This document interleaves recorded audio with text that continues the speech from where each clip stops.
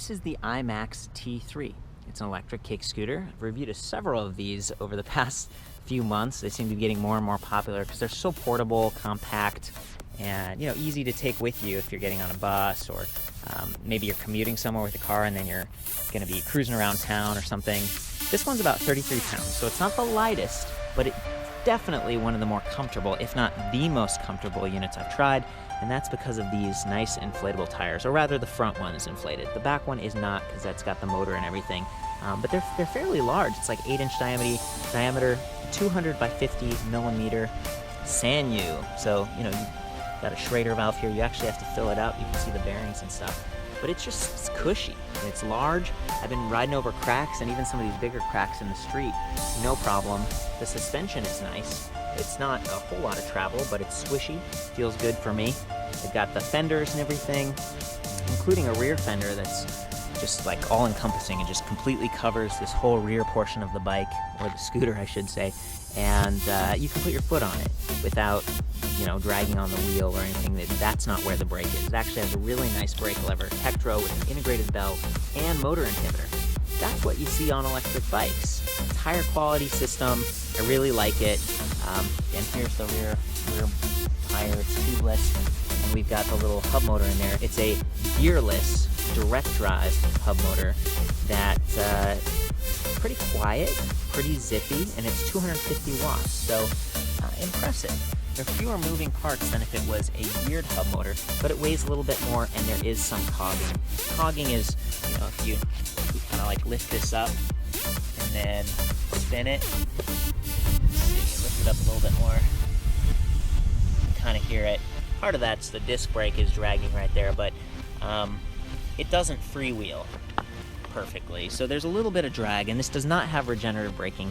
But it works fine, and the battery is a little bit larger actually on this. It's 36 volt, 10 amp hour. A lot of other scooters it's like 36.8, but most of them have a similar motor. So for me, the real focus on this is of comfort and some of these other sort of human interface parts.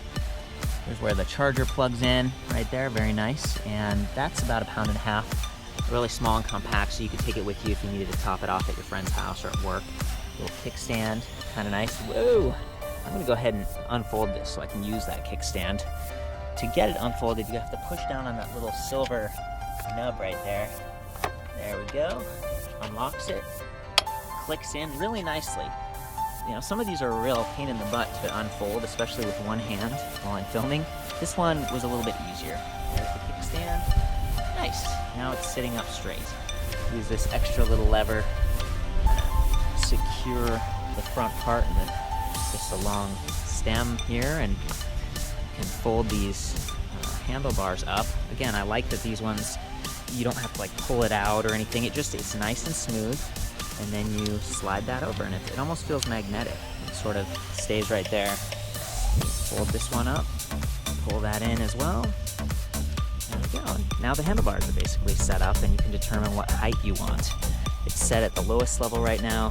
Just push that little button in, pull this up, maybe one more, all the way up, and then you tighten this little stem piece right there. Very nice.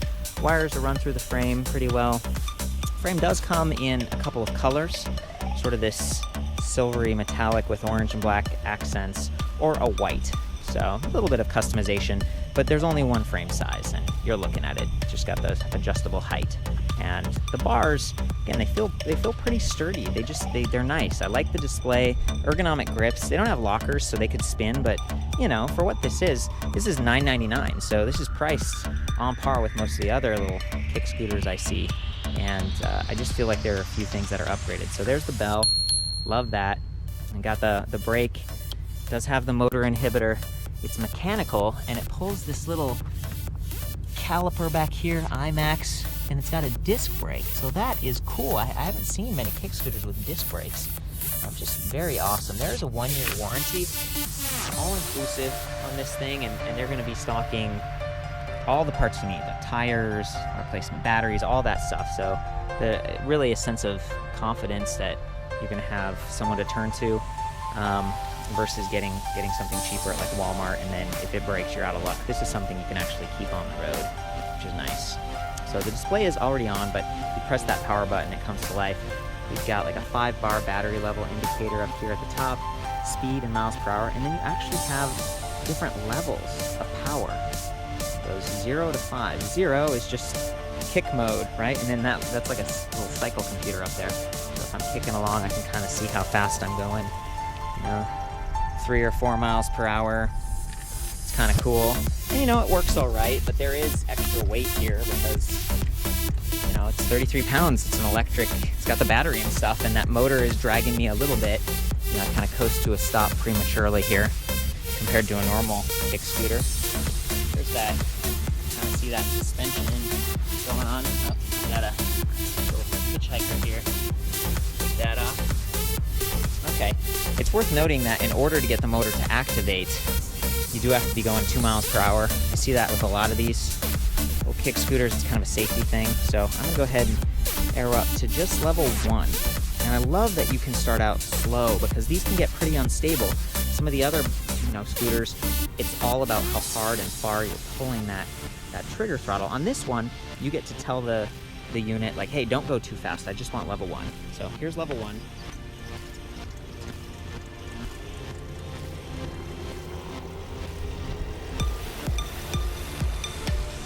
Nice. It's going to conserve my battery. Topping out around 12 miles per hour. That feels comfortable to me. I'm not getting speed wobble. It's pretty quiet, it's efficient. I can't emphasize enough how like comfortable this feels and safe because it's a little bit slower. Now, of course, if I arrow it up to like 5, now I'm really gonna get going. I'm gonna get up to like that 18 miles per hour, and you can see the bars wobbling now because my hands are, there we go. Those were some big cracks right there. I wanted to show that. I've only got one hand on the bars right now, so it's a little bit precarious, but it's fairly stable overall. And again, the deck on this just seems a little bit bigger. Maybe it's just because of that rear fender, but I've got somewhere to put my foot. I love that. This is sort of my natural stance. Very cool. Whoop. Turn a little bit here.